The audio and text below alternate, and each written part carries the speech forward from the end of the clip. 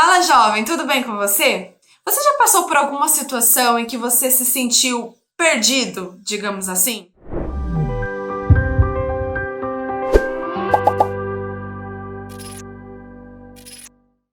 Que talvez a sua oportunidade de salvação já havia passado e você não tinha aproveitado e agora já era pra você, e que Deus não iria te aceitar independente daquilo que você tenha feito ou deixado de fazer. Às vezes a gente tem dessas, né?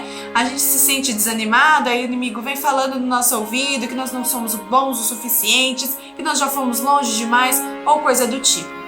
Bom, eu quero compartilhar com você uma história que se encontra no livro de 2 Crônicas, capítulo 33. E eu espero que essa história mude um pouco a sua perspectiva quanto a isso. A Bíblia que relata acerca da vida e do reinado do rei Manassés. Manassés foi filho do rei Ezequias, um rei que ficou grandemente marcado pelas reformas espirituais que ele trouxe ao povo. Apesar das suas falhas, ele ainda é lembrado como um rei que agiu bem, corretamente perante o Senhor por conta de toda essa obra de reforma que ele havia feito, uma reforma espiritual. Manassés, porém, apesar do grande exemplo que ele tinha, que ele teve, que foi seu próprio pai, fez completamente o contrário. Ele subiu ao trono com apenas 12 anos de idade e praticamente destruiu todo o trabalho que seu pai havia feito.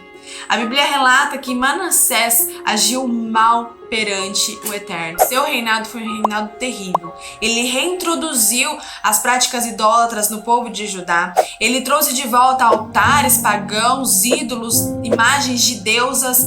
Ele ofereceu seu próprio filho em sacrifício aos ídolos, derramou muito sangue inocente, enfim, levou o povo a um declínio espiritual sem medidas.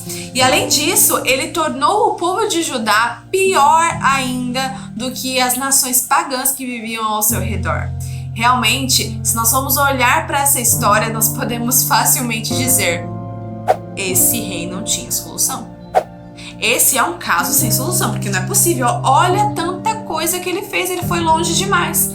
Mas a Bíblia diz que as misericórdias do Senhor se renovam a cada manhã. E as misericórdias de Deus também atingiram aquele rei perverso. Mas não foi sem castigo ou lição alguma que isso aconteceu. Muito pelo contrário. O Senhor usou as tropas do rei da Síria para então capturar o rei Manassés e levá-lo cativo até a Babilônia. E nisso eles colocaram um gancho em seu nariz, correntes em seus pés e o levaram como prisioneiro. Foi uma situação completamente humilhante. E naquela situação, naquela realidade de solidão, de humilhação, o rei então é despertado por Deus. Ele então lembra do Senhor, lembra do Deus de Israel, se comove de fato, se converte verdadeiramente, se arrepende de seus pecados e se humilha perante Deus. E sabe o que aconteceu? Será que Deus o rejeitou? Não. Muito pelo contrário, o Senhor ouviu a sua oração e atendeu a sua oração. Restituiu o seu trono, o seu reino, o levou de volta para casa, de volta a Jerusalém. E Manassés pôde ver ali que de fato o Senhor está no controle de tudo. E sabe o que ele fez? Ele começou uma nova reforma dentre o povo. Ele fez uma limpeza, começou fazendo uma limpeza ali no templo, tirando todos os ídolos e imagens de deusas que ele havia posto ali, retirou todos os altares, destruiu, jogou-os fora e reconstruiu o altar do Senhor. Reiniciou também o sistema de sacrifícios, oferecendo ofertas de paz e de ações de graça. Ele também decretou que todo o povo se voltasse ao Senhor. Infelizmente, nem todo mundo atendeu àquele convite, àquele clamor, e dentre eles estava até mesmo seu próprio filho e sucessor, Amon. Mas Manassés fez a sua parte. Após a sua conversão, ele trabalhou para que o povo se voltasse a Deus. Fez aquela limpeza tão importante e seguiu agora sim os passos de seu pai Ezequias. E sabe o que é interessante nessa história? É que ela nos mostra o tamanho da misericórdia de Deus. Manassés de fato tinha feito coisas terríveis e de certa forma aos nossos olhos ido longe demais, mas o Senhor não rejeita um coração verdadeiramente arrependido. Seja lá o que você tenha feito ou deixado de fazer, seja lá qual é a sua situação, Ele quer que você faça o mesmo que fez Manassés. Aquele momento em que ele se converteu, em que ele se arrependeu verdadeiramente de seus pecados e se humilhou perante Deus.